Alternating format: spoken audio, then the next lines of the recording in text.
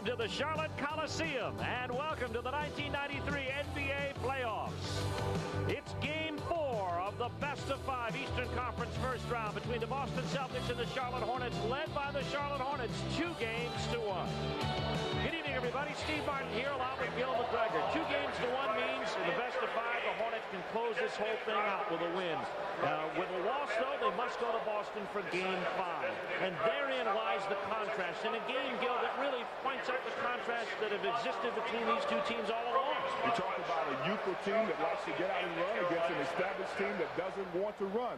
The wheels versus the wheels, you might say. The wheels belong to the Charlotte Hornets. A devastating win created because of turnovers and pressure basketball and getting into the fast break. You see the points off turnovers. And when those are up, the Charlotte Hornets are doing what they need to do. The wheel belongs to the Celtics. They must will themselves a win tonight, Steve, and they have to do it playing tough basketball, particularly on the board, and keep the Hornets from running. The key matchup that the Celtics really haven't had an answer to over the first 3 games has been at the point guard position. Muggsy Bogues going up against Sherman Douglas. Well, Sherman Douglas, the on and off point guard for the Celtics, given the responsibility to bring the ball down the court, Muggsy's going to make it very hard for him to get everybody else in the offense. Once the ball is given up by Sherman, if he's not an offensive threat, then Muggsy Bogues can come over and help out against other people that are offensive threats. So what's going to happen tonight with the ball in Sherman Douglas' hands is going to be a big part of this ball game. So the Celtics are faced with a dilemma. Take it out of Sherman's hands and have D. Brown bring it up, or does D. assume his role of being an offensive player now more so with Reggie Lewis out of the lineup? Well, you know the Celtics must change their game plan. You don't lose by 30 and stay the same game plan. So it is a dilemma for D. Brown. They need his offense, they need his ball handling, but he can't do both at the same time. So the Celtics must decide either to make D. Brown the ball handler or allow him to get him some points from the outside. You know, Boston Garden has so much tradition, and the Celtics have a lot of tradition, but the Charlotte Hornets have now started a tradition only briefly, and it's working so far. And that tradition we're going to bring you tonight probably capsulizes what the excitement in this hall is all about. Boston starting lineups tonight. The Celtics roll with Kevin Garnett and Ala Abdelnaby at the forward spots. Robert Parrish, of course, at center. A 17-year veteran, Sherman Douglas, who's started at point guard, and his record is 19-8 since coming on at that position as a starter on March 10th, and D. Brown at the off-guard position. Chris Ford, of course, the coach of the Celtics, 156 wins and 92 losses, and 2 Atlantic Division titles in his pocket, hoping that tonight is not the season's end. For the Charlotte Hornets, it'll go this way. Larry Johnson and Johnny Newman at the forward spots. Johnson now with performances of 16, 23, and 29 points in the 3 games. Newman had 10 points last time out. Alonzo Mourning at the center, Muggsy Bogues, and Kendall Gill in the backcourt. Alan Bristow has orchestrated all of this. A 2-1 record in the playoffs, and you see his 77 and 90 record overall as a coach in his 2nd season. Our Toyota keys to the game, Gil, of course, is in the mind game, really, as far as the Celtics are concerned. You talked about wheels versus wills, and that is, in essence, what they have to win tonight. You know the Celtics are going to come out and be much more aggressive, much more physical than they have been in the other games in this series, and Charlotte can't let that deter them from playing the prescribed game plan, get out and run the Celtics. And Alonzo Mourning must be not only a factor, but the equalizer, and to do that, he must remain out of foul trouble. Has to stay on the court, has to bring his offense to bear, and of course he has to be the policeman on the defensive end to help his teammates out if they are beat. Well, the bench must be the equalizer tonight. Also, the bench must contribute some points. It helped in games 2 and games 3. It is essential in game 4. You can't expect to see possibly an outstanding offensive night like Del Curry had in game 3, but you must have his effort, and you've got to get a lot of help from Kenny Gaddison. Our Carolina's Medical Center injury report. Reggie Lewis, of course, out for the postseason and possibly a career. David Wingate will play with a roughened knee. Ed Pinckney has been out since early November. And we are ready to go here at the Charlotte Coliseum. It's the Hornets and the Celtics, game 4. If the Hornets win, they move on to the Eastern Conference semifinals. If the Celtics win, it's game 5 Sunday in Boston. And the Hornets get a steal right off the break with Kendall Gill. That's very key. Sherman Douglas will have the basketball in his hands, and now he may be a little bit unnerved, and it's going to force D. Brown to handle the ball and take him away from the offense. Randall handles Tejas near midcourt. Here comes D. Brown, and it's taking him this long to get it back. The Hornets with another steal. Johnny Newman. Well, it looks right now as if the wheels are outrunning the wheels. And a 20-second timeout. You talk about the turnovers and Muggsy Bogues in the midst of everything, as we said he would be, a great...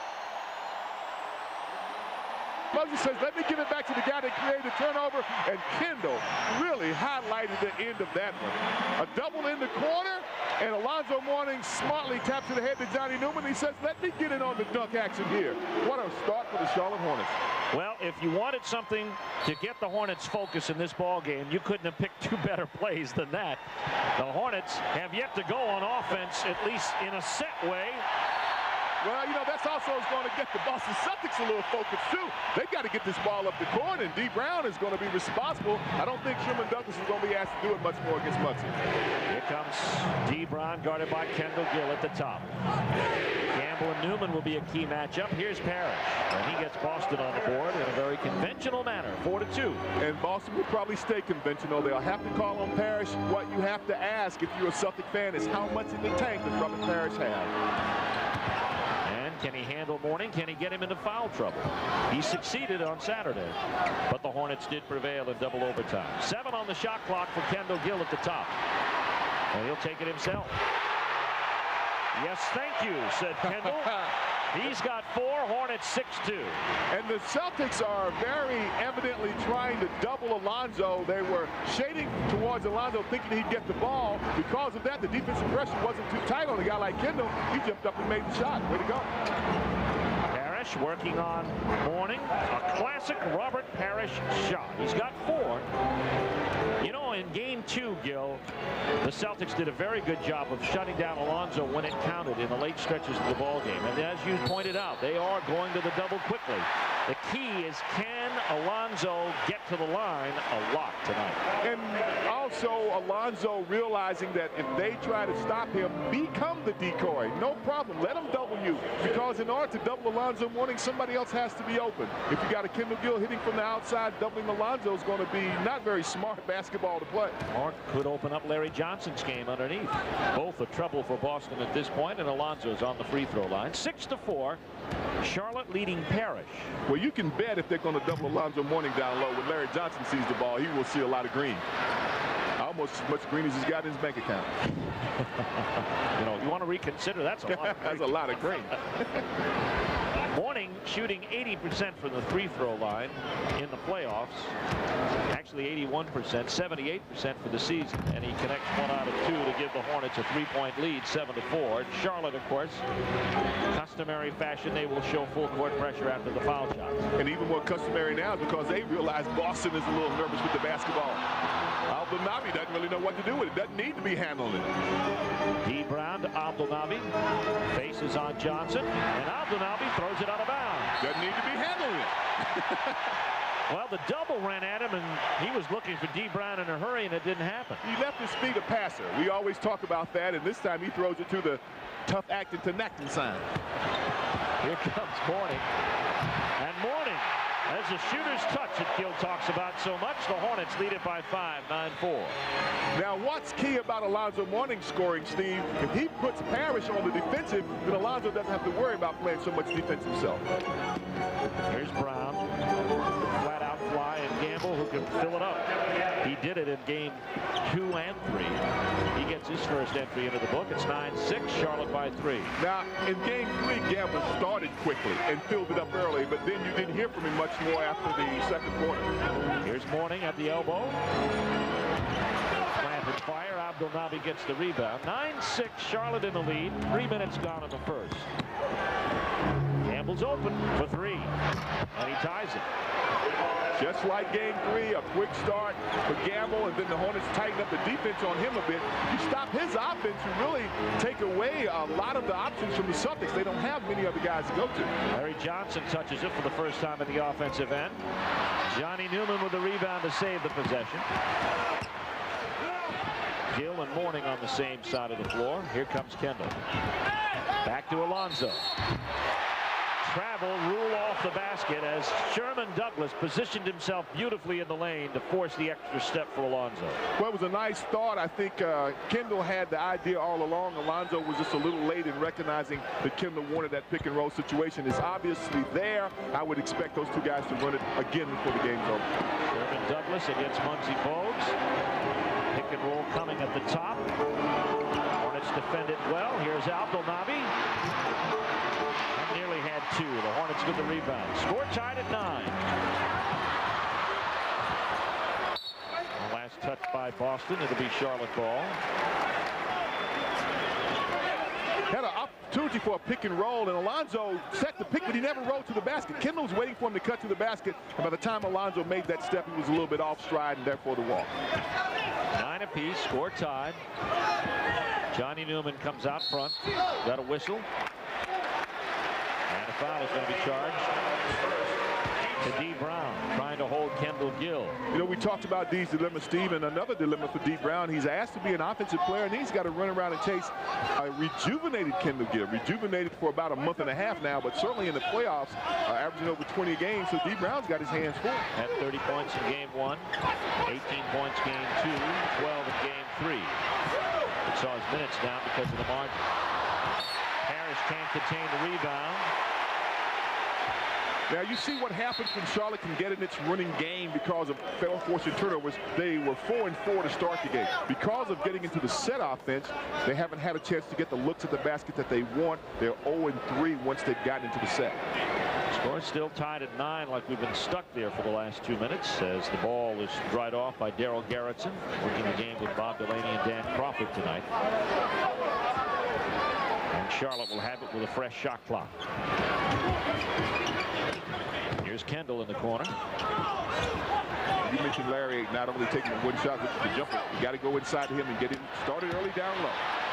Johnson bumped out of the lane by Abdelnaby, just fades away and plants one. 11-9, Hornets by 2. You don't have a defender in Ala Abdelnaby that can by himself stop Larry Johnson. If you go to Larry early and often enough, you'll see how the Celtics will have to make a defensive adjustment. Abdelnaby's defense on Johnson's going to have to happen long before he gets the ball. Gamble to Douglas in traffic. And the foul. No, it's a jump ball, or is it? No, it's a foul on Alonzo Mourning. It's going to be his first. Gravity and an uncertain. Gamble all of a sudden flashed in. At first it was Sherman Douglas, and then Gamble was there, and that presented a little bigger target for Alonzo to dunk on. Hornets by 2. Abdelnaby, shot blocked by Mourning. Stolen by Douglas, and a foul coming up on Muggsy Bogues. 14 foul on Charlotte. The Celtics love the pick and roll, and this time they execute with Ala Abdelnaby, but he can't finish Alonzo Mourning doing the police work down underneath. And the Hornets start the fast break. They can't get it going. Douglas up against Bogues again as we hit the 6-minute mark here in the first. Goes to the basket on Mourning. There's the block, but there's Parrish with the finish. That's a tough situation. Alonzo blocks the shot on the guard, means he has to leave the center to do it. Muggsy would have had to block out of Robert Parrish, and that's a little bit too much to ask of Muggs. Score tied at 11. Second tie of the ball game. Kendall works the baseline. Good defense by Boston. 8 on the shot clock. Mourning. Here's Johnny. Hornets with a fresh 24. The basket counts. Alonzo Mourning for 2. Foul is on Parrish. That's just exceptional hard work inside. Johnny Newman, we know he likes to fake the jumper and go right to the basket. Parrish does a good job of getting the block. Larry Johnson sees and gets it inside to Alonzo, who's ready for the jump hook. That's a nice play. Good work inside by the Hornets. Mourning now with 5. Here you see what he's done so far in the playoffs. 3.3 blocks, a little under his season average. At one point, second in the league, finished the season 4th in the league in block shots. Had 6 for the night, and the Hornets lead is 3. It's very important what's happening in the career of Alonzo Mourning first year. You're going to have a rookie that's going to have playoff experience, so he's going to be key for a long time with the Hornets and very experienced at that. And the only one of the top 5 picks, including Mr. O'Neal. Third steal of the game for the Hornets. Muggsy will get a bunny. That's an outstanding play again. You talk about the wheels of the Hornets. Those wheels can roll once the turnovers are forced by the defense. 16-11, Hornets by 5, and the Hive is starting to lock. Here's Douglas. And there's a foul on Alonzo Mourning, and that's going to be 2. And both fouls created by Sherman Douglas getting into the lane, penetrating down the lane. We talked about in game 1, the one thing to do about Sherman Douglas was keep him out of the lane. He's not a great shooter, Steve. Doesn't look to shoot, but if you allow him to penetrate, he becomes a little bit dangerous. There's the man who was the factor in game 2, and what a game he played. Kevin McHale in his 13th and final season, and he hopes that tonight is not his final game. He'd like to end his career at Boston Garden somehow. Kenny Gaddison on the floor now for Charlotte in place of Alonzo Mourning with 2 fouls. We knew Kenny would be key. I don't think we expected it to be key due to foul situations so early for Alonzo. Douglas, by the way, is a 56% free throw shooter in the regular season. Which attests to the fact that you should let him shoot his jump shot. He can't stand still and shoot for 56%. What is he going to do in movement? Good question. Douglas with his first point of the night. 16-12, Hornets by 4. 4:55 left to play here in the first. Hornets into their weave. Kendall Gill chased by D. Brown. Bags 2. Well, the pick and roll with Kenny was there, and D. Brown's defense just was a little lax. It's been lax on a couple of jump shots by Kendall Gill. Kendall needs to keep taking it if they're not going to play it any tighter. Hornets on a 7-1 run that has them up by 6. McHale's shot is short. Very well defended by Gaddison in the lane, and Gaddison's minutes are going to be key, as you said, Gil. Here's Johnson. Now, you got to wonder if McHale's back is going to be a problem for him in this game. He went to the dressing room in game 3 with back spasms. Larry Johnson from outside. Gamble with the rebound now for Boston. Larry wants to establish that mid-range jump shot, and I understand. I'd like to see him establish his house down in the lane. That's where people really have a tough time. Travel violation on Robert Parrish as he waited for D. Brown to get to the corner. Parrish holding the ball in one hand, and as you say, waiting for D to make a move, did a little two-step, and in the NBA, you only get a one-step. Celtics are 1 for 6 from the floor after a 4 for 4 start. The Hornets leading by 6. Gill down through the lane. Loses the handle, now picks it back up. Here comes Johnson, stripped of it by Gamble and Douglas. That's nice defense. You got to give those guys credit. Good defense. McHale and Brown. Here's Brown on the baseline. He can get up. And so can Parrish to tip it in for his 8th point of the night. Parrish having an exceptional playoff run. 15, 19, and 10 points in the 3 games. Kendall Gill lost one up high in anticipation of the block. Come on, Kendall. Kendall gave up on that a little bit. He tried to just flip it over Parrish's hands. Probably should have dunked it. And D. Brown comes up with the score, and the Celtics pulled it within 2, 18-16. And it hasn't been quite as physical as I thought it would be. It's still a pretty quick-paced ball game, which I think will be to the advantage of the Charlotte Hornets. Larry Johnson. 7 on the shot clock for Johnson. Goaltending. Goaltending the call. The Hornets have a 4-point lead as Larry Johnson gets his 4th point of the night. Larry a little quick for Kevin McHale, and a nice drive to the baseline.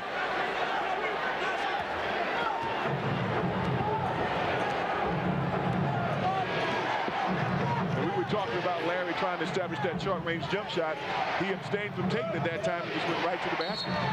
Johnny Newman poke checks it out of Kevin Gamble's hands, and it's going to go out of bounds. We're going to get a timeout, though, called by Boston with 2:44 left to play here in the first at the Hive. The Hornets lead the Celtics by 4.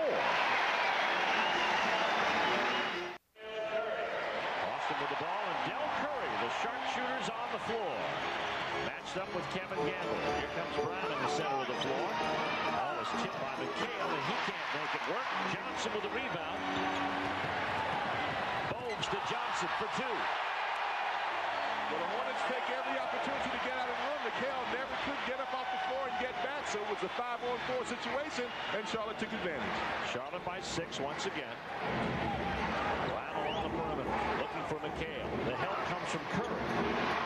McHale finally gets it done. His first basket of the night, 22-18. 2 minutes left. Here's Gaddison down low.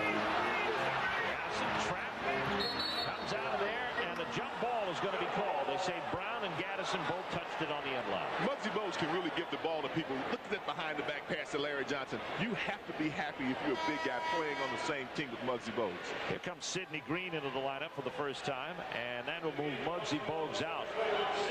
Now, the Hornets go big. That last play to McHale showed how it's very difficult to have a weak side defender the size of Adele Curry come over and give adequate defensive help when the lob is placed. But now, when you have Gaddison and Sidney Green, any lobs can be defended against a lot more effectively. Xavier McDaniel is into the ball game for Boston. You got a whistle?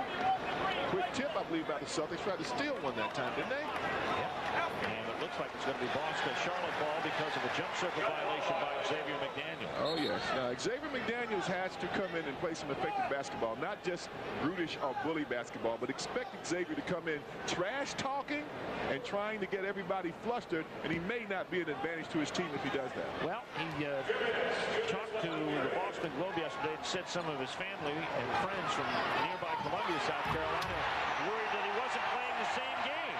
That time Larry Johnson takes advantage of him inside. Well, he wasn't playing Larry Johnson, and that's who he's matched up against. Had his head turned, and Larry smartly goes back door and gets the dunk. 24-18, Charlotte by 8.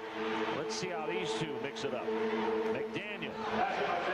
That's a good sign for McDaniel. He has shot a woeful 35% in this series. I think it's a good sign for Charlotte that he starts his offense on the outside. I don't mind giving up the jump shots. That's what you want to get.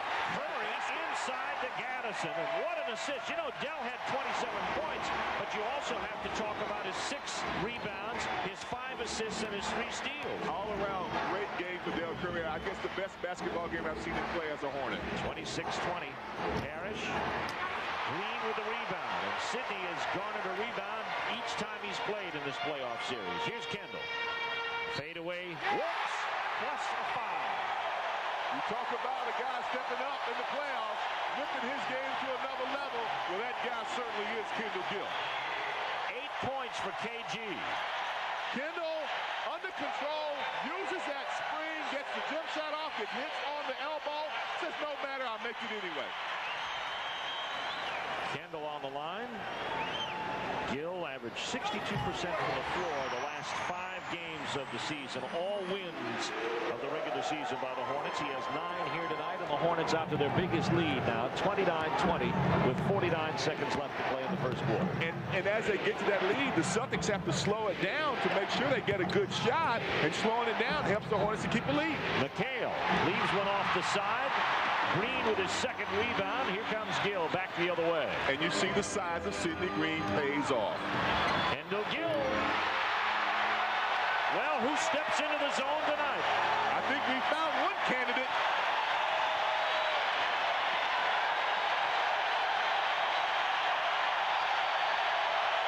Listen to the crowd. Curry with a near steal.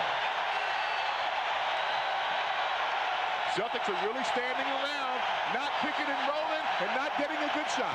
Gamble silences the crowd with a 3, his second tray of the night. He has 8, 31-23. Hornets in the lead with 6 seconds to play. Charlotte on a 9-4 run. Here is Green.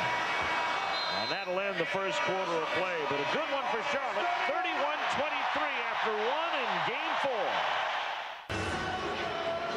4. Larry Johnson takes one inside from Kenny Gaddison. That's 2 of his 8 points. The Hornets here leading by 8. Our Bojangles hustle stats led by Charlotte 14-9 on the strength of 3 blocked shots and also a 2-rebound edge. The steals are even, but I think Charlotte's got one that the official scorer hasn't counted yet. And what Charlotte does with the steals, I think it's as important as the steals themselves because of the speed factor and the youth factor getting down the court so quickly on the Hornets. Every steal becomes a score for them. Alonzo Mourning has 2 of the 3 Charlotte blocks. Steve Martin, Gil McGregor at the Charlotte Coliseum. It's Kenny Gaddison with Del Curry. Curry's first shot from the floor.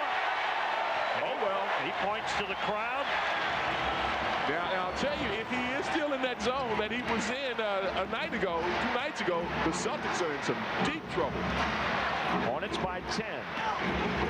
Abdelnaby back on the floor working over Gaddison. Leaves it short. Gaddison can't get the rebound.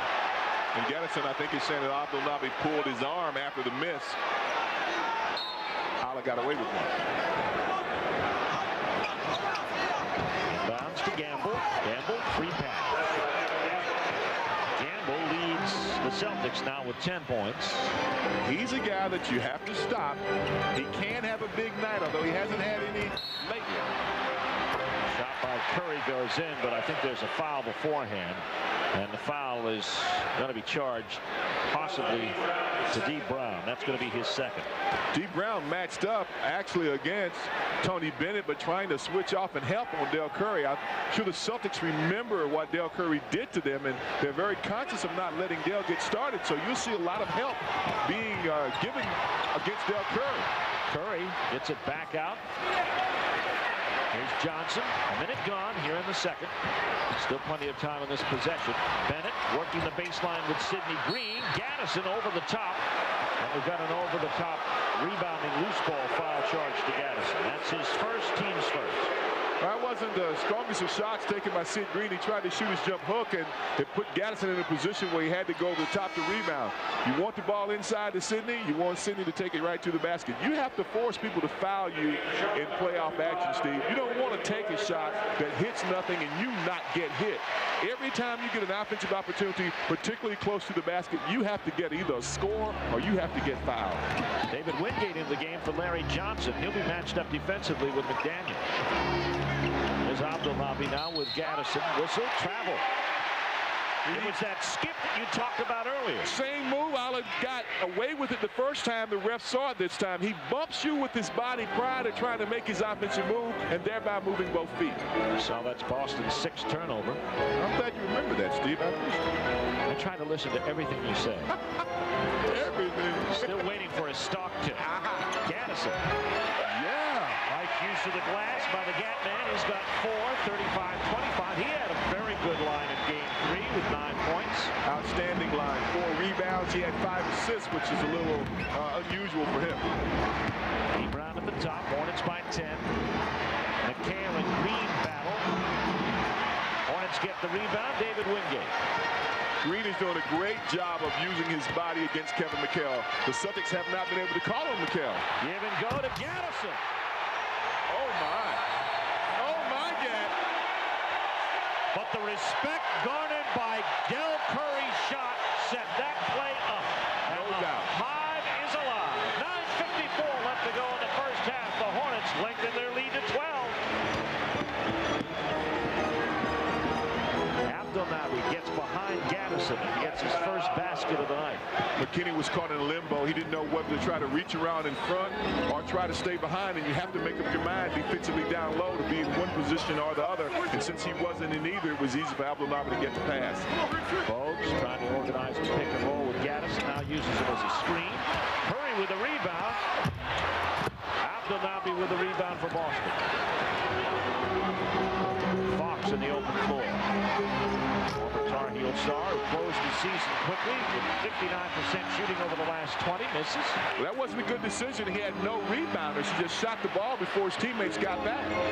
Wingate on the perimeter. Nobody's looking for the offense down low for Charlotte either. Sidney Green finds a cutter and a foul coming up on Rick Fox. So Rick Fox with the foul and timeout on the court. The timeout charge to Charlotte. With 6:15 left to go in the first half, the Hornets lead the Celtics by 10. It's a good time for Charlotte to make a very serious statement of fact to the Boston Celtics. Both of their guards are in trouble on the bench, so the ball handling has to be a bit suspect. You just put the pressure on these Celtics and try to keep this lead at double figures even into halftime. Larry Johnson and Alonzo Mourning back on the floor. Parrish returns for Boston. Charlotte leading by 10. Mourning from the outside. Johnson boards it and hits it. LJ with 10 on the game, and the Hornets lead by 12. You want to go to him, LJ, a couple of times down, give him an opportunity to draw the defensive pressure from Boston so that he can pass off. The Hornets are moving so well when they are without the basketball. Here's Xavier McDaniel. He's hit both of his offerings here tonight. So far, 44-34 the score. Charlotte. He's going to have to put more shots up if Boston's going to count on his offense. You can't just come out and take 2 shots. Del Curry heavily guarded by McDaniel. We'll watch that off the ball. But Daniel is really getting physical with Dell. He's going to try to rough Dell up, no doubt. That's what he's going to try to do. I'm sure he'll be called for a foul soon. Dell at the shot clock. McDaniel runs the floor. Muggsy Bogues swats it away, but McDaniel prevails, and he's got 6. Good defense almost by Charlotte. Muggsy right there again in the midst of everything. Oh, wow. Larry Johnson leveled Xavier McDaniel, and now more may break out. Well, I predicted this was going to be a tough game, and Xavier McDaniel's right in the midst of it. McDaniel gave Curry a hard shot off a screen. Johnson saw it, and he said no more. And he leveled McDaniel.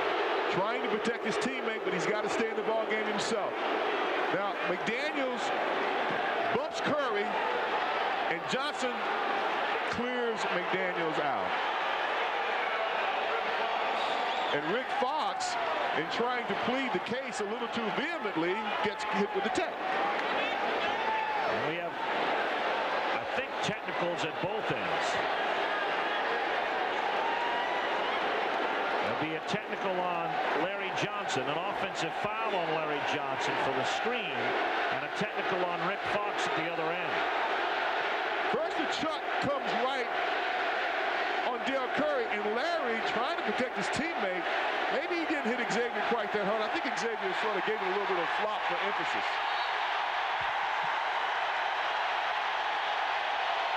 And McDaniel heads to the sidelines to pick up a towel. And Larry Johnson is getting the fans in the ball game. And, you know, we talked about it early on in Game 3, what these fans mean to the Charlotte Hornets. And I think that crowd on Monday night had a real big impact on the game's outcome. And now they are involved again. Trying to distract McDaniel at the foul line. And the 6th man did the job.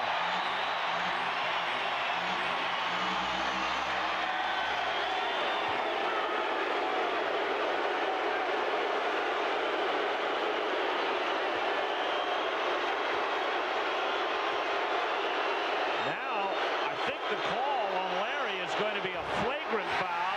McDaniel bricks 2. Charlotte will have the ball. Assess technicals to Larry and also Rick Fox. And what you have to be very careful about, you know, your second technical is an ejection. That's so right. You have to be very careful there. It's going to be a second half. Don't forget you got 1 tech in the first half. And McDaniel doesn't have a technical. Charlotte by 8, 44-36. McDaniel, ball pushed away by Muggsy Bogues. Muggsy and Kendall doing the double team D on McDaniel.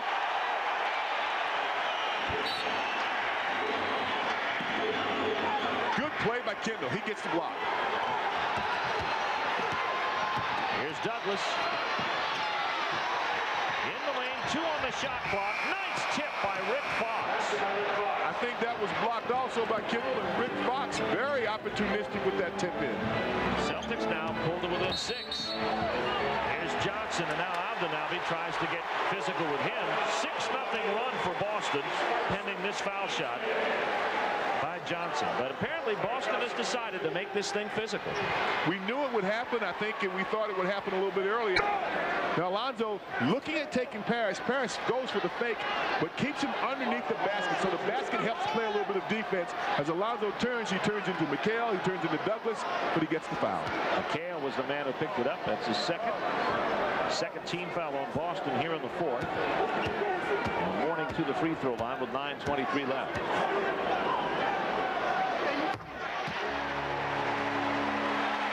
Zoe tonight on the stripe, now 13 of 15, 27 points. Outstanding stat that he's gotten 15 foul attempts. Wonderful that he's made 13 of them. It shows how he will go to the basket. You really have to admire him for doing so. And look what he's done this series, 83%. It just parallels what he's done the second half of the season, picking up his free throw shoot. 28 points now for Alonzo, 92-77. Rick Fox, Mourning with his 6th board. See, the Celtics now trying to speed the game up, and they don't have the players with which to do that. It's difficult. Muggsy Bogues. Ball is loose. Johnson can't control it. Parrish does. Hornets by 15. Now, where will the Celtics go for the offense? They got to look quickly. McDaniel drops it off to Parrish or McHale. Gill hangs on. Here's Mourning. Foul by McDaniel. Good call.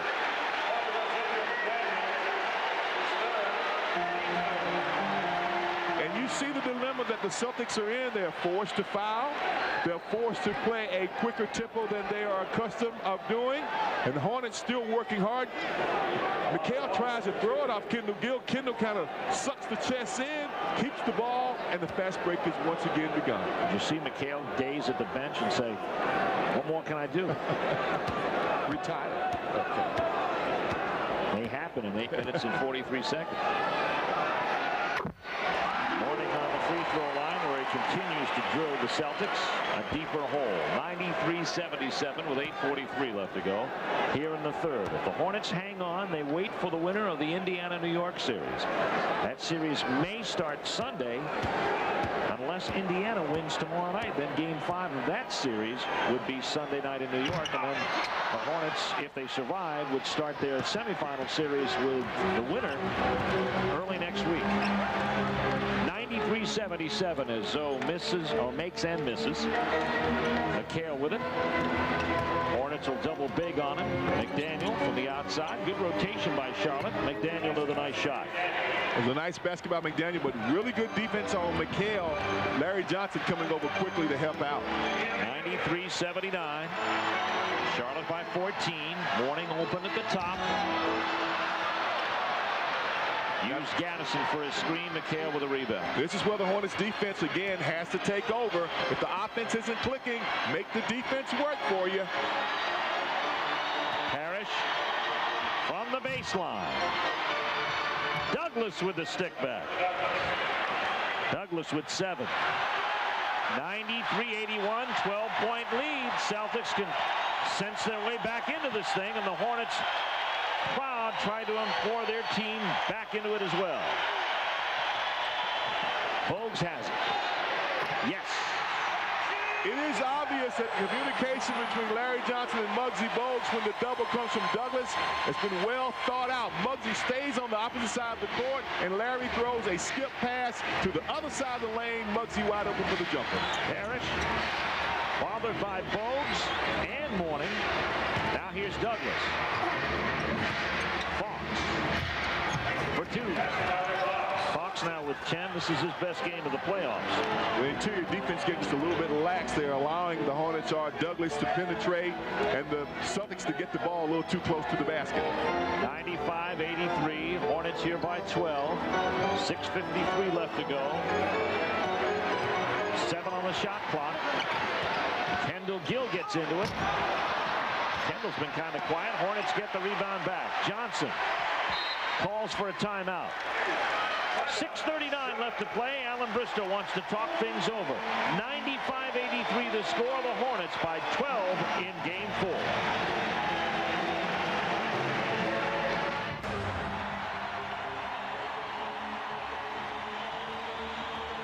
Fox handling through a minefield. Now to McHale. Celtics now within 10. McHale with 19.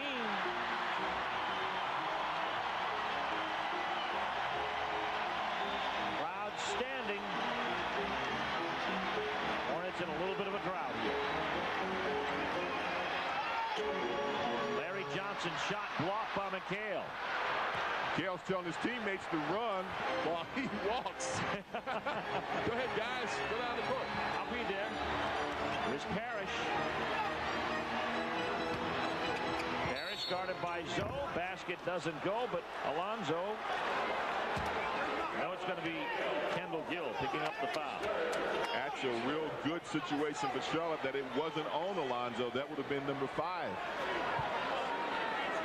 95-85. The Celtics have cut this thing down from 19 down to 10, and Robert Parrish, a 68% free throw shooter on the regular season, 80% in the playoffs, is on the line. Chiefs had a good series. Gets the first. Get in line for those hard-to-get Hornet season tickets. Hornet Hopefuls is what you should go for. A small deposit puts you in line for the hottest ticket in town. You see the number on the screen for more information. Well, this is what the Celtics would want to do, get the lead under double digits. And Charlotte's got to come down and get a good offensive play call. Don't need to have to rush it. You got to get the ball and get a good shot now. 95-87. Charlotte's lead is shrunk to 6 to 8. Back up to 10. That's a good shot. That's a good shot. Back up to 11 as give Del Curry a 3. Timeout on the court by Boston. 5:13 left to play, and that's all that stands between Charlotte and the Eastern Conference semifinal. Well, Boston was on a 10-3 run before this happened as the Celtics got to within 8, but then Del Curry stepped behind the line and nailed the 3. His first 3 of the night, 4th three-point shot of the series, and the Hornets lead it by 11. Elsewhere in the Eastern Conference first round, series tied at 1. Cleveland has come from 5 points down to lead by 11 in the 4th, and they could go 2-1 up on New Jersey by the end of the night. Hornets voicing their preference. They want to spend the weekend in New York. Well, Hornets may be ready. The question is, will New York be ready? Well, I think New York's got a lot of things to think about. Starks being ejected showed the frailty of that team on offense, and maybe even the psyche that's a little too hyped when it comes to playing rough. Hornets still have some work to do. Parrish. His signature shot, 20 points for the Chiefs tonight. 98-89. Hornets lead is cut to 9. It's a nice fall-away jump shot. Very difficult to block. Here's Gaddison down low. Will not double him. Fox knocks it out of bounds. 9 seconds on the shot clock. Kevin Gamble coming back with 5 fouls now. No sense in saving anybody as the season is on the line. Well, you can't take those fouls back to Boston. Nope. 8 seconds left on the shot clock. Here comes Kendall. Morning! What a follow. Great play. 189 Hornets.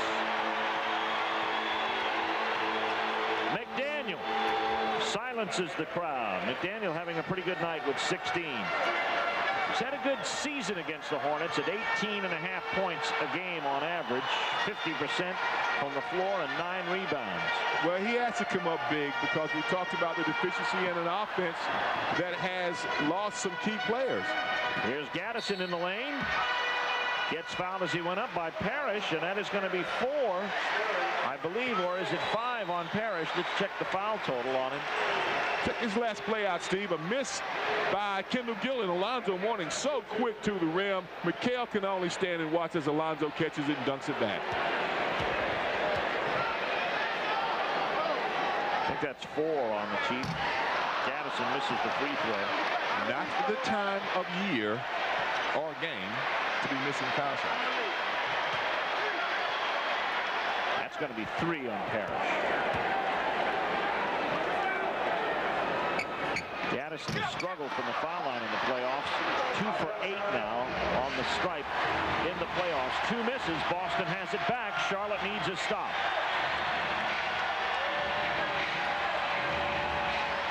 Good D by Kendall. Make the difficult pass inside.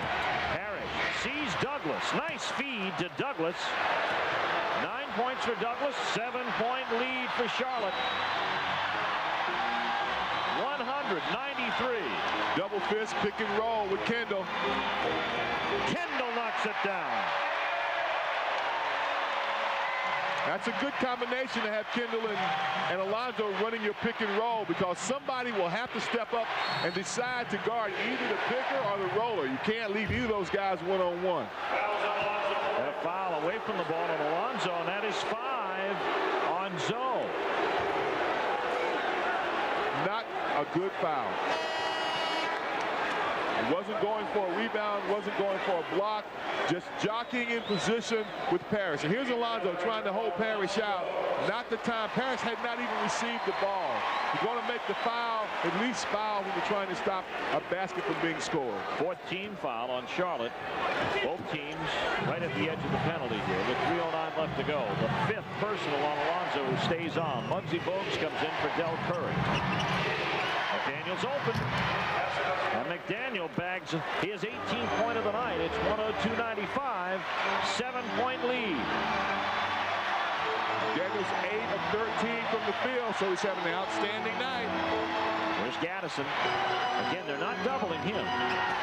Kendall misses it all. Parrish. Charlotte came up lucky on that one. Kendall came up with nothing but air, and Robert Parrish seemingly a little surprised that the ball wound up in his hand. Gill 1 for 10 in the half. Man, after a strong first half. Kendall got it going with the defense and getting the dunks, and that made the jump shot work. He hasn't gotten any steals or any layups this half. Got a break in the action as Charlotte calls for it with 2:40 left to play in the game. The Hornets lead is 7. With the owner of the Charlotte Hornets looking on, the Charlotte Hornets lead the Boston Celtics with 2:40 left to go in the 4th, 102-95. Well, you know, it's no time to get tense, but it's also no time to get careless. 7 seconds on the shot clock for Charlotte. 2:40 left to go in the ball game. The Hornets with a 7-point lead that at times threatened to go into 20. Boston making that patented run. Gill gets it to Curry. Curry, reverse, doesn't go. And now Boston will use a 20-second timeout. Good play by Charlotte. They got the play they wanted. The ball passed to the interior. Dale just couldn't get it down. That's a good play. You set the block up, and the picks are all to your left. And Dale Curry just steps right into the lane. You think about Larry getting the ball, but you go to Dale because he's the guy you would think would get it. He just didn't get it to go down.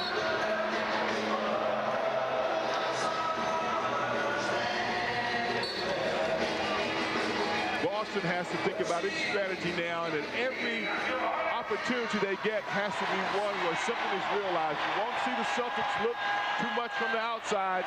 They're going to try to go inside and get a quick 2 if they can before they have to start thinking threes.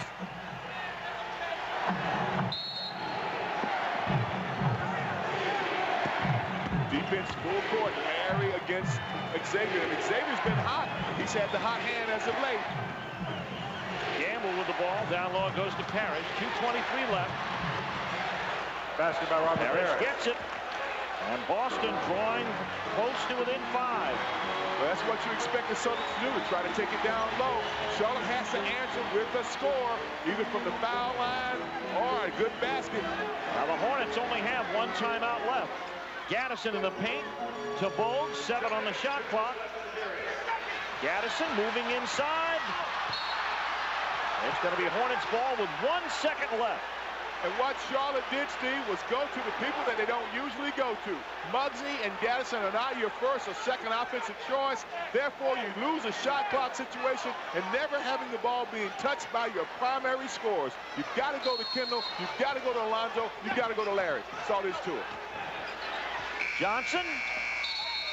It did not hit the back. It did not hit the rim, so the shot clock expires and Boston gets it back. Boston now has 3 timeouts. Charlotte has 1. But what Boston has that is more important than that is they have the basketball. And they're on an 8-2 run. They trail by 5. Douglas. Plagued by Bogues. And holding him off with that right hand, you wonder if they may call it. There's the double. Gamble on the perimeter.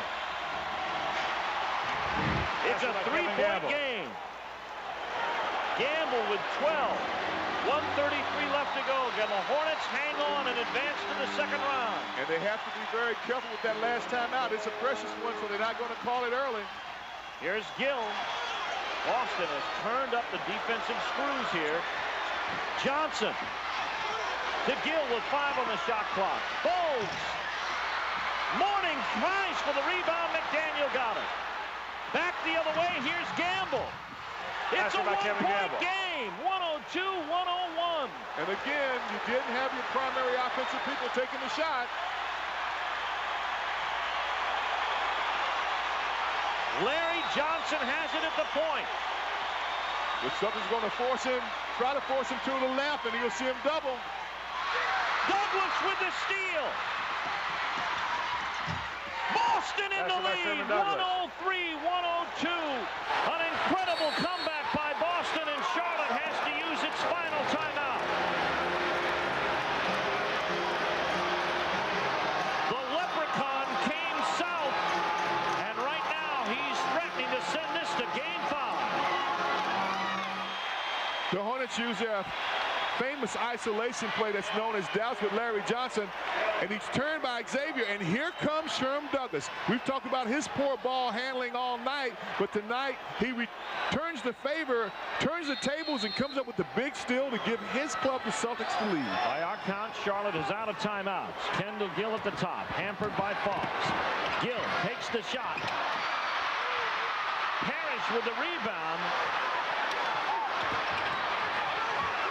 The Hornets took a very, very early shot in that possession. Fox calls time. Boston with 2 left.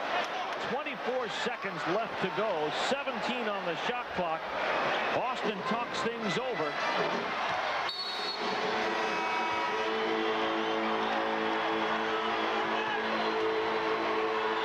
Back here in Charlotte, Rick Fox. 10-second violation against Boston. Charlotte gets it back. With 21 seconds left to go, the shot clock gone. The Hornets in a dismal drought, 5 for 20. The Celtics have hit 11 straight shots.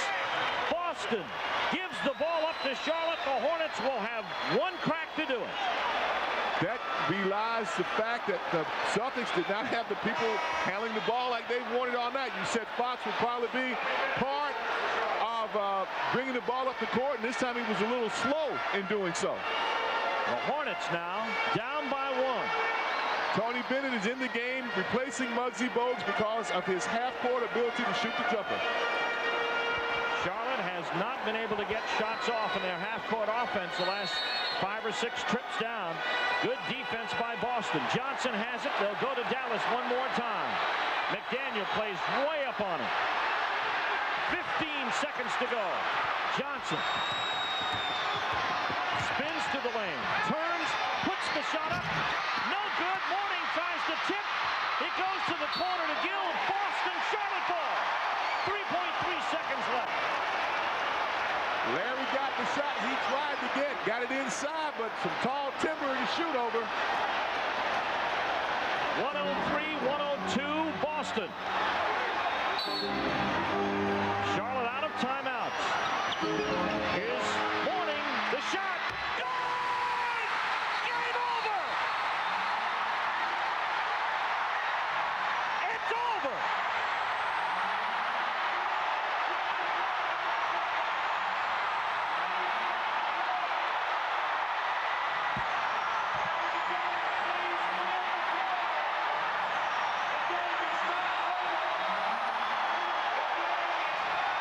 The game is not over. There's 0.4 of a second left. They're going to have to clear the floor. There's 0.1 of a second more than is allowable to take a shot. And thus, Boston still has a timeout left. They can get the ball in midcourt. They can touch and shoot. This is not over. And what Boston will probably try to do, Steve, well, we watched this great last basket by Alonzo Mourning. He just spots up and shoots it. You hear people talk about the changing of the guard. There's Parrish. There's Alonzo. This is the changing of the centers, folks. The young gun has come to play. But, as Steve said, 0.4 of a second. Celtics get the ball at half court. They can throw the ball 2 places. One, off the backboard. The clock will not start until it touches the player's hands. Therefore, there'll be enough time to get a rebound and put it back up. They also, Steve, can throw the ball in the direction of the basket. You are allowed to catch the ball over the cylinder on an inbounds pass and dunk it in. What would normally be called an offensive rebound, offensive goaltending on the court will not be offensive goaltending if it's an inbounds pass. Charlotte must defend the lob to the rim. That's the only way the Celtics can win it. Charlotte has to know that, and you can bet your bottom dollar that the Celtics know it. Boston talking it over as Boston takes their second to last timeout. They have one remaining. 104, 103, 4/10 of a second left.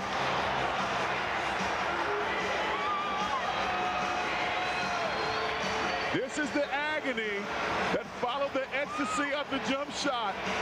And Alan Bristow, boy, what a telling expression on his face. And you can see from the replay we showed that there was time remaining when the ball went through the net. And in the fourth quarter, in the last 2 minutes of play, of course, the clock stops as soon as that ball goes through the net.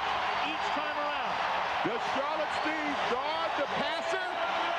They usually put Alonzo Mourning on the inbounds passer because he makes it so difficult to throw it in, but you need Alonzo underneath the basket, so he can't be in both places. Kenny Gaddison is your big man on the ball. And McHale will inbound it. The drama runs high here in Charlotte. I wonder why McHale inbounds it. He's one of the big guys that needs to be under the basket if you're a Celtic. I don't understand that. Well, it only took Charles Barkley to execute this play against Portland in the last week of the regular season. Let's see how it's executed here. McHale to the rim. Charlotte wins. The Celtics want to go 10 and they won't get it. Chris Ford all over Bob Delaney. Kevin McHale now beseeches Bob Delaney, who will listen to no one. He strips the whistle off. This game is over. The Hornets move on to the Eastern Conference semifinals, and the Celtics season will end. The last play is coming up. You can see the chain of events. The lob from McHale right to the backboard, and D. Brown again was right there. The ball is touched. The clock is off. The game is over. The Hornets are victorious. The Hornets move to the Eastern Conference semifinals and now await the winner of the New York-Indiana series.